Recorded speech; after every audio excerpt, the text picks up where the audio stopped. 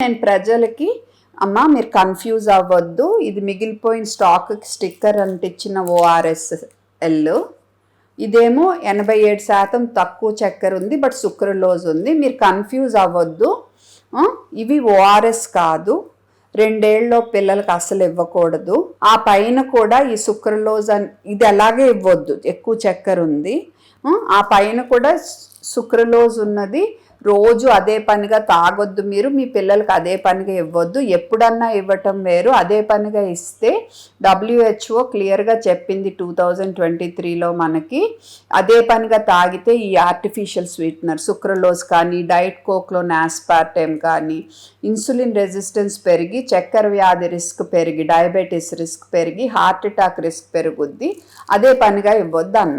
దీనికి వీళ్ళకి కడుపు మండింది బేసికల్గా, ఎందుకంటే సమ్మర్ వస్తుంది, మరి వీళ్ళు బిజినెస్ ఎఫెక్ట్ అవుతుంది కదా. అండ్ ఇంకోటి ఏంటంటే నేను దేని గురించి భయపడ్డానో వీళ్ళు అదే చేశారు, ఎందుకంటే ఇన్నేళ్ళు జనం దీన్ని ORSL అని నమ్మారు.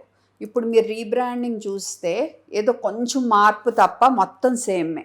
సో నేను మాట్లాడేది చదువుకున్న వాళ్ళ గురించి, సోషల్ మీడియాలో ఇవన్నీ ఇప్పుడు వరకు జరిగిన పరిణామాలను ఫాలో అవుతున్న వాళ్ళ గురించి కాదు. మన దేశంలో ఎంతోమంది నార్త్ ఇండియాలో కానీ సౌత్ ఇండియాలో కానీ ఎంతోమంది చదువు రానాళ్ళు, సోషల్ మీడియాలో ఏం జరుగుతుందో తెలియనాళ్ళు మెడికల్ షాప్లో ఏమిస్తే అది తీసేసుకుంటారు. సో ఇన్ని రోజులు ORSLని ORS అనుకున్నాళ్ళు దీన్ని కూడా ORS అనే అనుకుంటారు అనే భయంతో నేను ట్రేడ్ మార్క్ అథారిటీకి అబ్జెక్షన్ కూడా పెట్టాను. అది జరుగుతూ ఉంది ఇప్పుడు. ఓకే, నా భయం పక్కన పెట్టండి, వీళ్ళే అడ్వర్టైజ్మెంట్లో ERZL is new improved form of ORSL అని అడ్వర్టైజ్మెంట్ చేస్తున్నారు.